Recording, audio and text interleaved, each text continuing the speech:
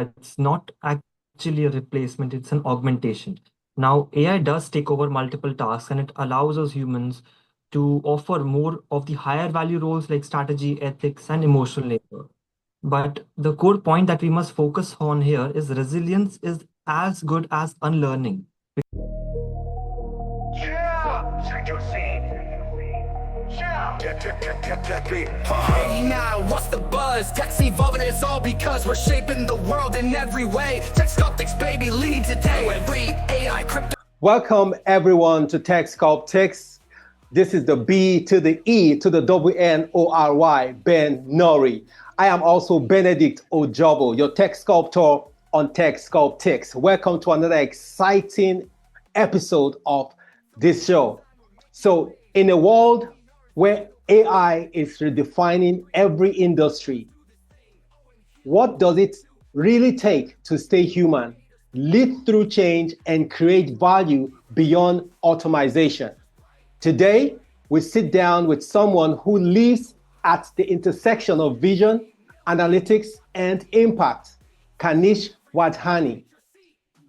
AI is changing the future of work, but can data-driven leadership keep it human?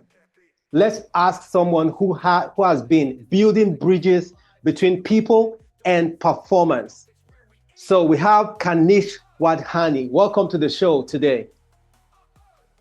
Thank you so much, Benedict, and thank you so much for such a lovely and humble introduction. I too, like yourself, am a tech sculptor, and I really feel that in this age of AI where everything is so rapidly changing and fast, I'd just like to reframe here that it's not more of AI taking over, rather, it's not just like a replacement, it's more of augmentation. Yeah. That's what I feel. Awesome. Interesting. So I'm going to take a little bit of his bio so we know who we're speaking to today. So Kanishk Widhani is a visionary strategic leader, Six Sigma black belt, and organizational change expert with a deep passion for translating vision into operational excellence. Kanishk was born into a proud Indian Armed Forces family. Kanishk grew up immersed in the value of adaptability, resistance, and service, qualities that now define his professional ethos. Currently pursuing his Master's of Management at the Susley School of Business in Canada, he brings a unique blend of data-driven thinking and creative leadership to every project, from streaming operations and improving guest experience metrics at Marriott International to monitoring diverse teams across 23 functions. Kanishk embodies the future-ready mindset needed to thrive in an AI era, analytics, and constant transformation. So once again, welcome Kanishk to this episode. We are so glad and honored to have you on this show today. Thank you so much, Benedict. And I really wish I'm indeed honored to be here and have this opportunity to connect with your audience and to be given this privilege and honor. Thank you. Awesome. So I'm going to be taking a couple of questions. So while we go, so the first question I have to ask you is about vision and human adaptability. You know, you've grown up in an environment that taught adaptability and resistance, values that are now critical in an AI-driven world. How do you see human adaptability evolving as AI takes over more operational roles in organizations? Thank you for the great question, Benedict. I personally feel as I begin the conversation from the fact that AI is indeed that people feel that it's taking over. It's not actually a replacement, it's an augmentation. Now, AI does take over multiple tasks and it allows us humans to offer more of the higher value roles like strategy, ethics, and emotional labor. But the core point that we must focus on here is resilience is as good as unlearning. Because human adaptability in the AI era, it's less about learning a new tool, but more about unlearning the old task-focused processes. How's your viewpoint on that? Yeah, that's awesome. And you know, there's this fear about AI taking over the job. Many people are still having that notion that AI is going to take over the jobs and all this kind of stuff. Like people are feeling that is like a trend that machines are taking over humans' job because why? They feel machines are more smarter than humans. But my own take personally is who builds the machines? in the first place. Absolutely. So who is smarter if you want to look at it in the real sense of it? Because we humans built the machine. So my take is I believe AI or whatever machines we have are here to enhance whatever we are doing, to just make us work better, faster, and save more time to be with family or do other kind of things we love doing as humans, you know. So that's my thoughts on that. Absolutely, Benedict. That's a beautiful perspective. And just building off of that, I really feel that we are supposed to, in this age and time, we are supposed to build our resilience, especially by means of the embracing the cycles of experiments, failing fast, and iterating our learnings with AI tools. That's more of the need of the hour.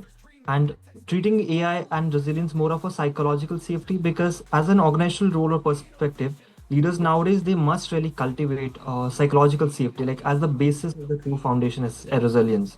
Because let's say if employees fear using AI that will expose their weaknesses or lead to job losses, because of course they have to be honest to be very fully transparent and take the full resource of that tool as a technology as any other software would do, they won't adapt. Resilience is an organizational culture, it's more of a mandate than just an individual trait. And to be very honest, like on the last point that you mentioned, I'll just build off that as well. For us humans, basically, and the human value is very important in this transaction because we have to focus on the why. Why our resilience must focus on solving problems that require creativity, cross-functional synthesis, and deep empathy. Like these are the areas I believe of unique human value that AI just simply cannot currently replicate. However, we can definitely, as I mentioned earlier, augment it and in a collaborative fashion, use it to better our learning in those areas. Yeah.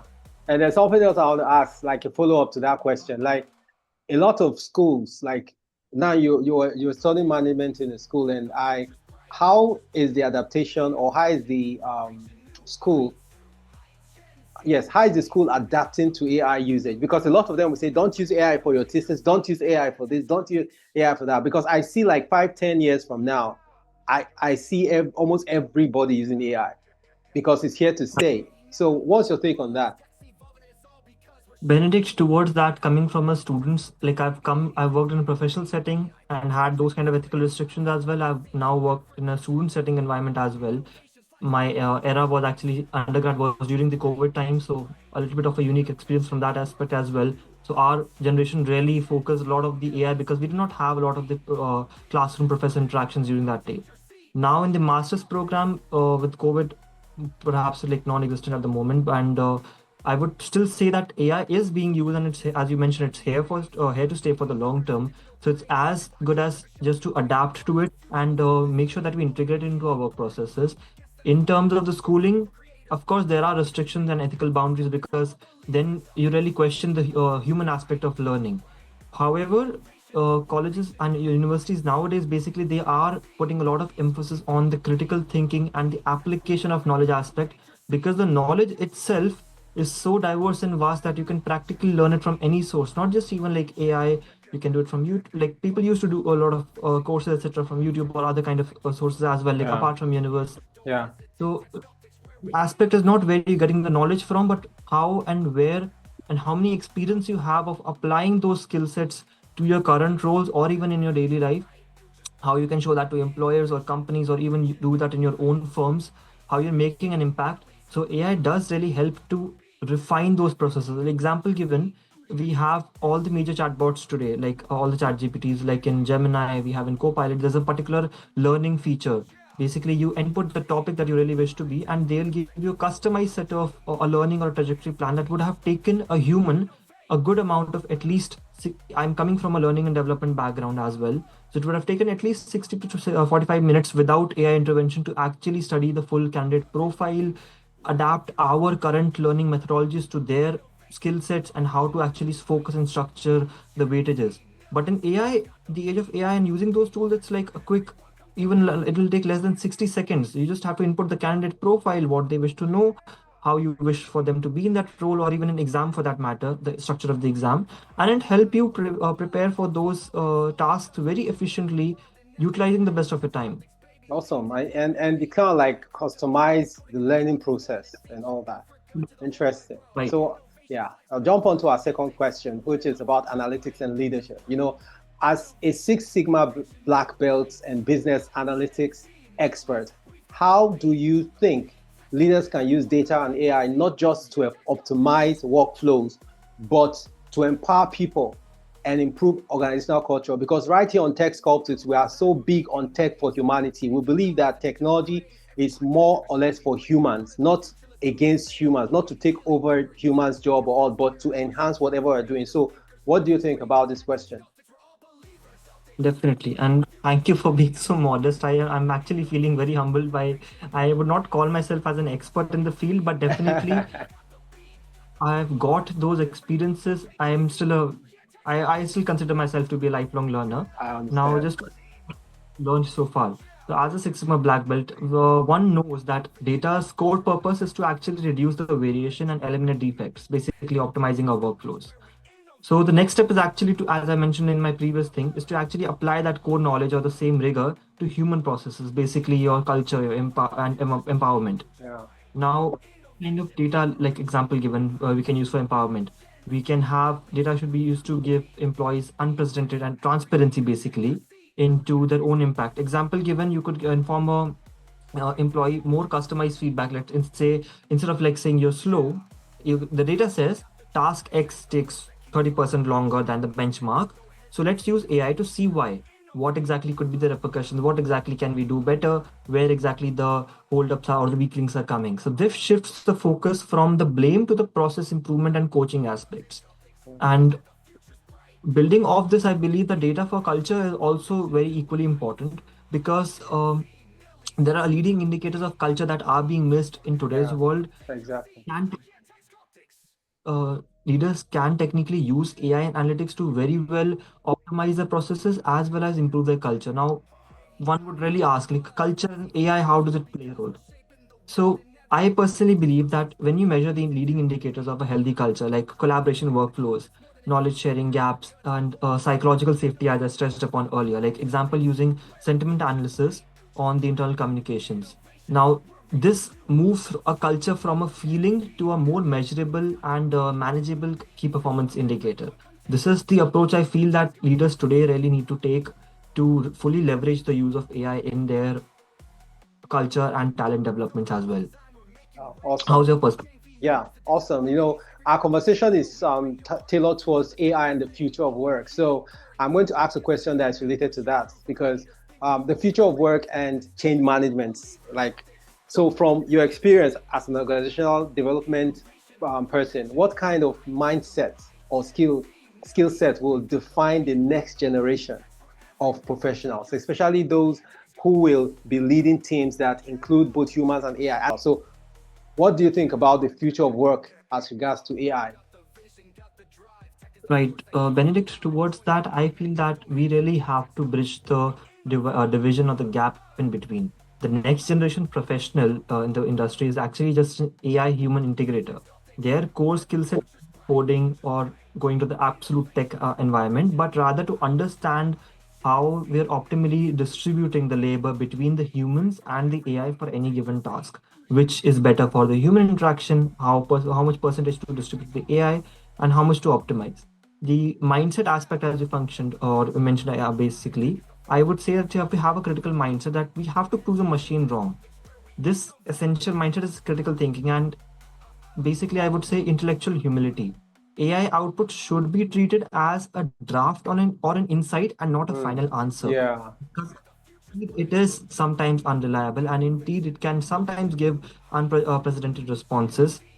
So professionals must be very careful and willing to challenge the AI's data, the ethics and the bias to prove the machine wrong. This should be the ideal mindset because that is how once you actually challenge or you have a critique, then you really are coming out of the bubble and growing. Because if you just accept what is given to you in any environment, not just even with AI, then yeah, really where's the growth? yeah, So there are it's also towards this that the current generation can focus if they're to be the AI leaders of tomorrow. One, of course, is data literacy. I cannot stress enough upon this.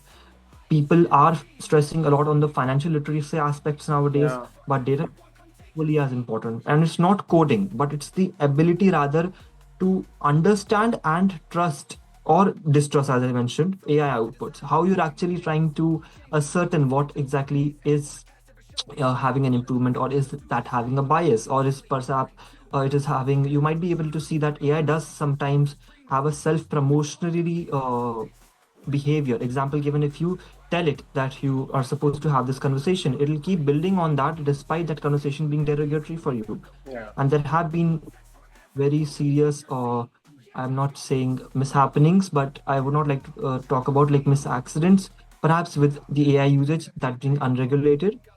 The second aspect, of course, is ethical literacy. So the ability to basically spot and mitigate these ethical and social risks of AI and adoption in their work, because we do need regulation as with any technology or any new Yeah. software, any change. If you do not there's a thing called as complete freedom. There's a thing called as complete complete distrust. So there you have the fine balance in between a little bit of liberty and a little bit of ethical literacy. Third thing I would like to say here is contextual empathy, having the soft skills, of course, the ability to lead, motivate, and manage the anxiety of the human teammates. Because let's be honest, not everybody is comfortable to use tech, even in this age. Yeah. And dis- despite their generation, despite their background, they might be, of course, a little bit skeptical to use AI, or even, as I mentioned, that employees can feel sometimes unsafe to really be fully transparent with AI. That can hinder their full ability to extract the process. A very good example of that would be, that's not related to AI, is your cultural, or basically the employee talent, or the workplace satisfaction metrics, or the surveys that they have, employee satisfaction surveys. So of course everybody knows that no employee is 100% honest of that, because despite them being anonymous, employees do still feel a distrust.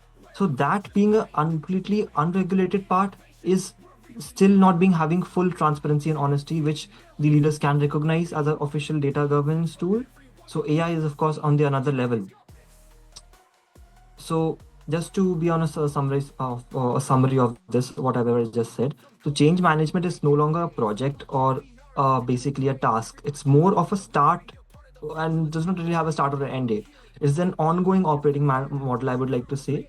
And the new leader must be the chief experimentation officer, to really put it frankly, because to constantly test new ways to really blend the human and AI capabilities together. And if you really want to be a leader in data or in AI, I would really feel that you're supposed to have a data informed empathy as well. A model leader does not just present the data, they use the data to ask better and more empathetic questions, to be honest, and allocate the resources to where the human effort is needed most. It's about being data informed and not data dictated, if that is something that makes sense. Yeah, it does.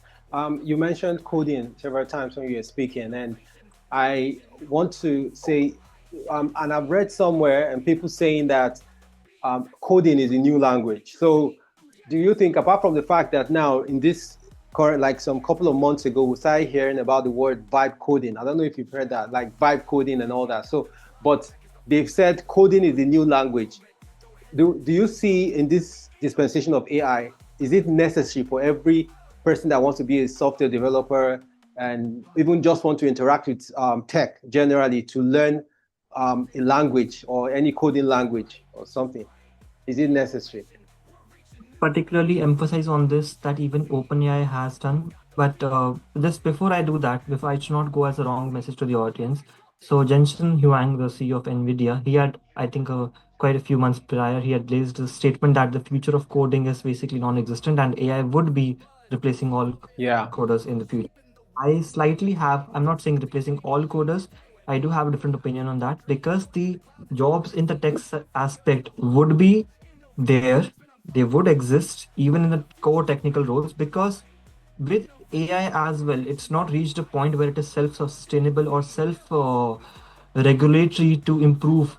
We cannot give that much control to AI, because even I believe OpenAI has, Sam Altman has various times released such statements that they do restrict the amount of freedom that they give to their AI out, because then what's really there to stop a catastrophe than to for the AI to develop counter shields, or basically firewalls for the human intervention to not actually even see through. We've seen these in sci-fi movies and everything, but I would not Yeah. want to go on. Yeah. I don't want to go on that aspect currently, because of course that's also like a very vivid and drastic picture of what I'm trying to portray here. But that being said, you're supposed to we're always supposed to going to be have maintenance for the AI.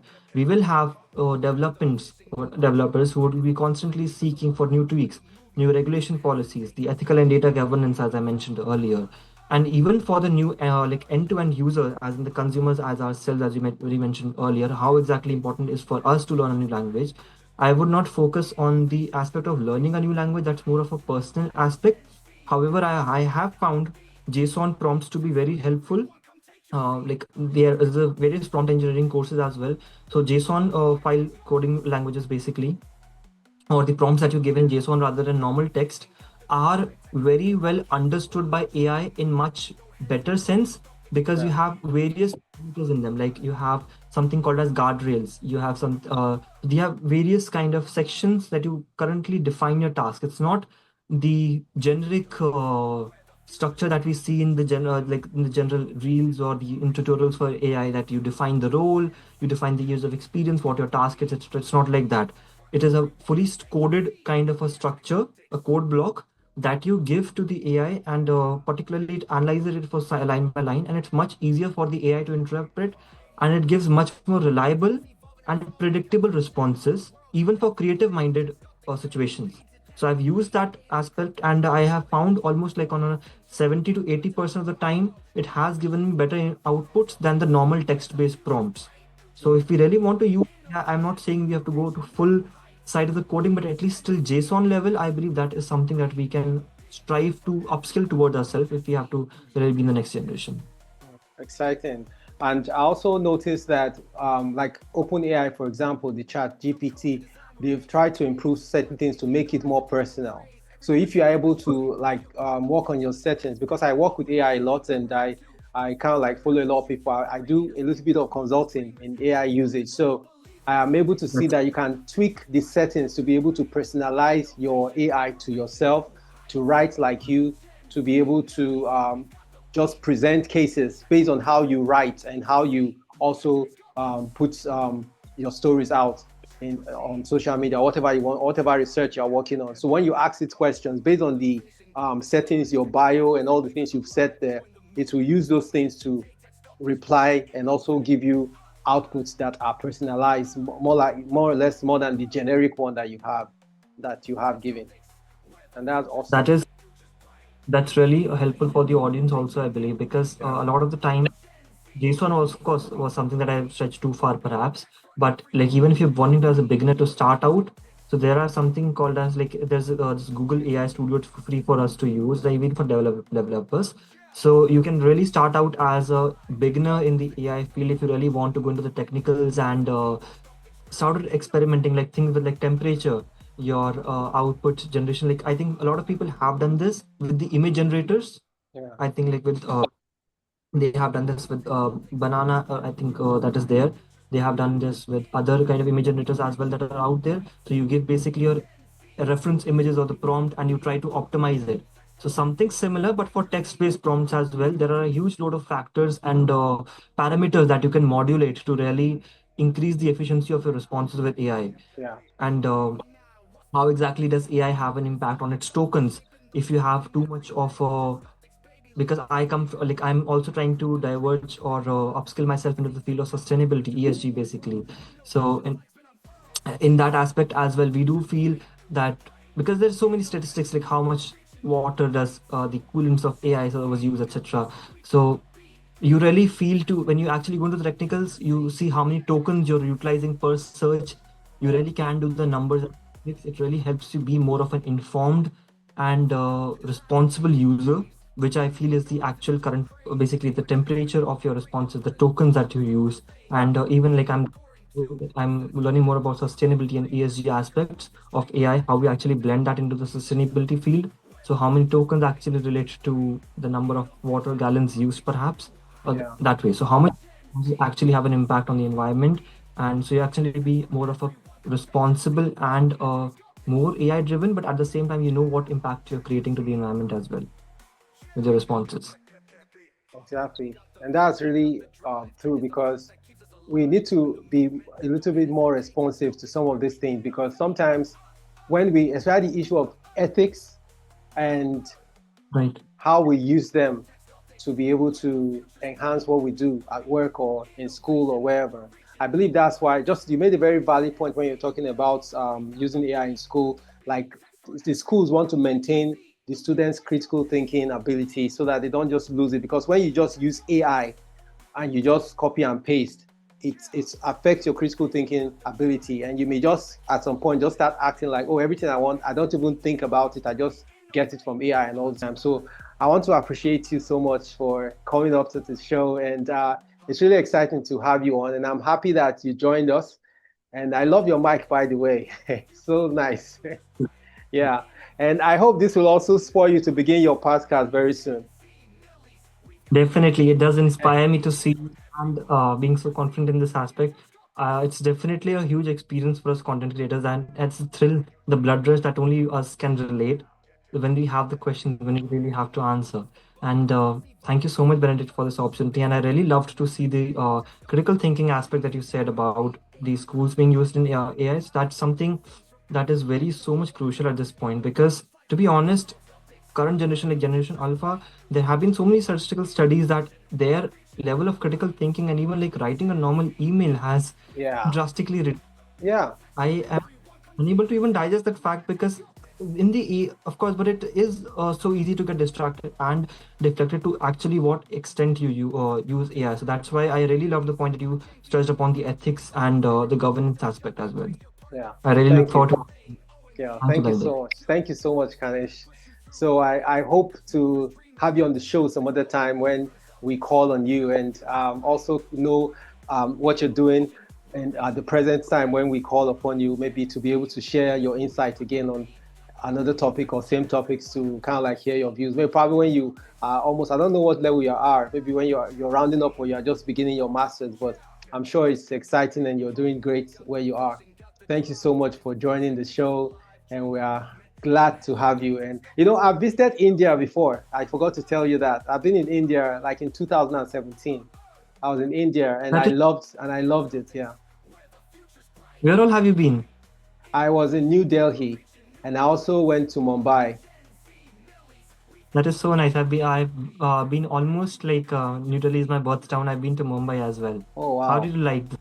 I loved it. I loved it. In fact, was it 3 days ago? I was going through the pictures and I was just kind of like reminiscing and having nostalgia about the experience I had in India. It was so interesting from the airport all the way to my lodge. It was so interesting. I enjoyed it so much, and I would really love to visit India again sometime. It's so beautiful. And Yeah, I hope I get to visit West Africa sometime. I have heard so much, and yeah.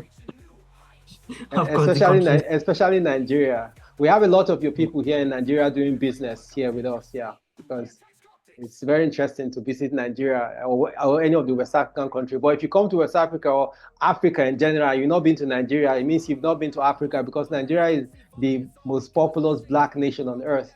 And you need to visit Nigeria to be able to have a feel of Africa. Absolutely, Benedict. You Yeah, get a little bit of the culture. I have quite a few people from Nigeria, Ghana, and other parts of nice. Cape Town in my cohort, and Oh, I've interacted with that in my last organization as well. Like we were part of associate resource groups, so wow. we had these cross-continent interacting with each other. So it has been really because I love the accent that the Africans have in their English. To be very honest, bass voice that you will naturally have. It's something that's so soothing to hear, and Ah, genuinely, wow, and great I to love your hear. because you literally have the most genuine smile on the planet of Oh every my person. goodness. Thank you so much. Thank you so much. And I hope to get to see you again sometime. Thank you. Thank you, Benedict. It was a Thank pleasure you. speaking to you, and thanks for having me on this podcast. Yeah, It's an thank you honor. so Thank much. you. Thank you. Yeah. Bye. Thank you so much.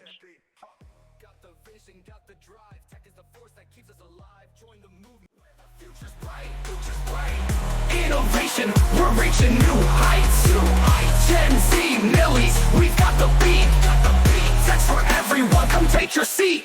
Yeah, text go. Yeah, check your seat. Yeah, get beat. Got the